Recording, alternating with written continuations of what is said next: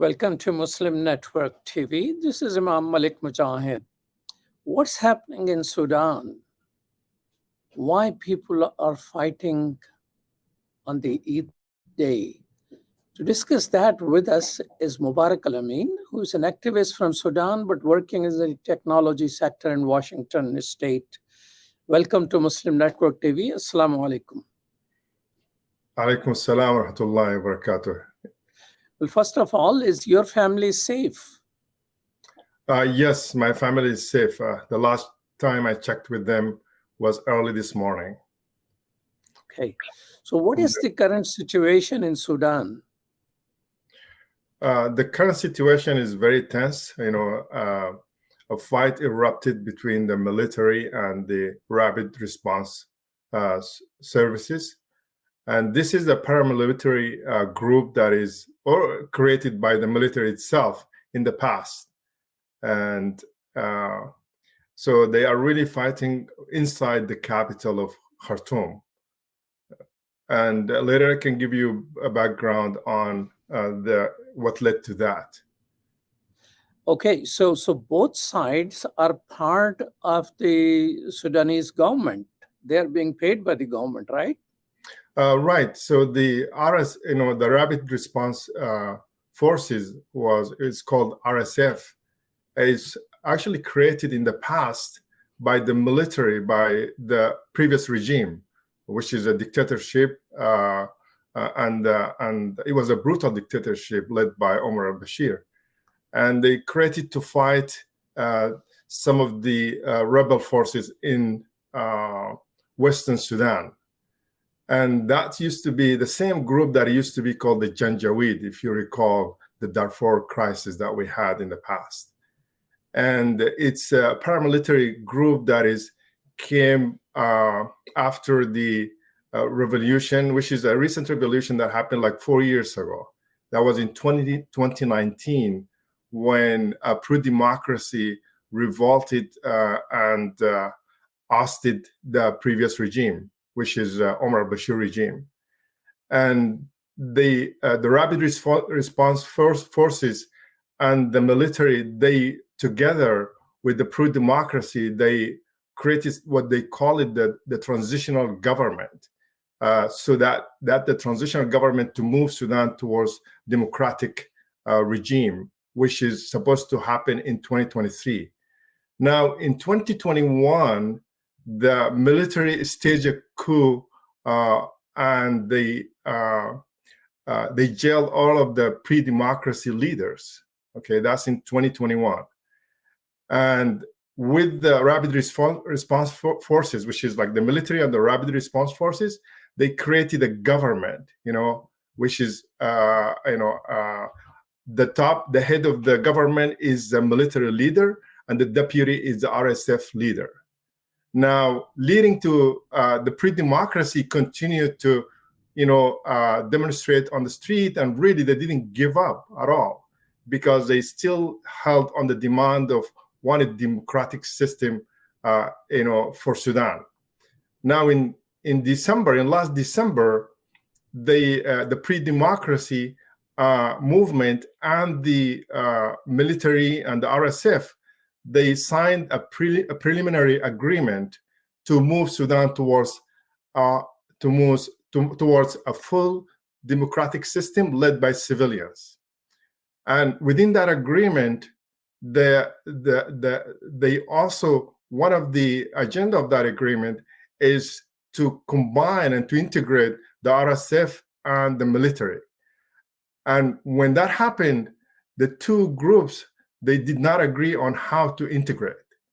And the tension rose, and last weekend, it erupted in a fight, and a violent war inside the city between the RSF and the military. That's really kind of the background in a very short run.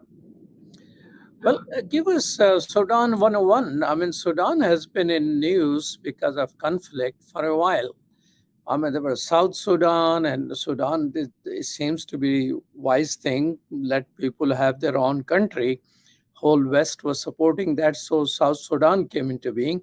Then issue of civil war came, and then the change of regime. Why there is continuously a violent upheaval in Sudan? That is really a great question. Sudan was colonized by the British, and like any other African country, in 1956, they gained their independence. And unfortunately, when the independence came, it seems like all of the government or all of the political groups and the institutions were not really well prepared to take control of the country. And then it really it kind of rolled into chaos. So many, coup d'etats and democratic systems, they don't last long. They last only like 4 years or 3 years, and then another coup d'etat come into power. And the military was on the center of this chaotic system all along. And what really stood out for me as an observer, as somebody from Sudan, the different parts of Sudan, like you find like the West, which is the Darfur and Kurdistan, and in the South, they used to be very much, a lot more ethnically African. And then you find like on the North, there is a mix of different, groups that are mixed between different ethnicity, and also different languages as well. So Sudan is very diverse, and also culturally is each groups, they hold in really strong to their cultural, heritage. And unfortunately, the failure of the having a genuine effort to work together and to build a country, that was also at the center of the trouble that all along put Sudan into civil wars and instability and all of these kind of things. So what's the role of foreign powers in this conflict? So that's another great question. So Sudan location is very strategic. It kind of it sits right south of Egypt and right by the Red Sea, across from Saudi Arabia, and then is surrounded by 7 countries. The Horn of Africa, on the south is like, you find the African countries like Uganda and Kenya. And so that's now is like South Sudan. And in the west, you find like, Chad and the Ivory Coast. And then in the northwest, you find Libya. So Sudan is very much in that, is even the old Sudanese map is like almost like the heart of Africa, and also very rich in resources. Sudan is like, it contributes 4% to the overall gold of the world. It's kind of ranked number 4. They produce 4% of the gold. And for a long time, also, the airspace is very critical. And also the port on the Red Sea is very critical to so many bases. So China is fighting for Sudan. Russia is fighting for Sudan. US also has an interest in Sudan. And regionally, Egypt has interest in Sudan. Saudi Arabia has interest in Sudan. Emirates has interest in Sudan. So look at the River Nile that runs into Sudan. You have the Blue Nile and the White Nile. They run all the way to Egypt. They form the Blue Nile. They form the Nile in Khartoum, and it runs all the way to Egypt. The water resources is very rich in minerals, and also the availability of water, as well as fertile land, produces a lot of the, it used to be called the food basket of the world. So Sudan, if it's stable, it can actually produce enough food for all of the regional neighbors. So are any of these foreign powers supporting one side or the other in the conflict? Of course, yeah. So the army is clearly supported by Egypt and is backed by Egypt. The Sisi regime is definitely, behind the armed forces, staying in power and not giving up power, because any successful model of any successful democratic model in the south of what they call it, the Nile base, is going to reflect on what kind of regime should Egypt have. Also, you look at regionally, most of these regimes are autocratic.